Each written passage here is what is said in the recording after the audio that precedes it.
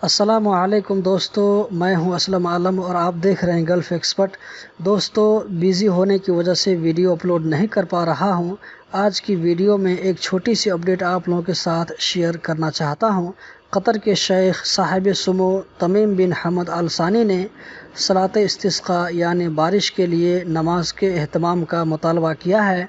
इसी मुनासबत से वज़ारत औक़ाफ़ कतर ने पूरे कतर में 78 जगहों पर 14 नवंबर जुमरात को 6:50 सुबह में सलात इस्तिस्का यानी बारिश के लिए नमाज का एहतमाम करेगा, जिनमें से कतर की तमाम बड़ी बड़ी मस्जिद और ईदगाह शामिल हैं। स्क्रीन पर भी आपको नज़र आ रहा होगा, जिनमें सबसे पहला नाम है जामे अल इमाम मोहम्मद बिन अब्दुल वहाब का।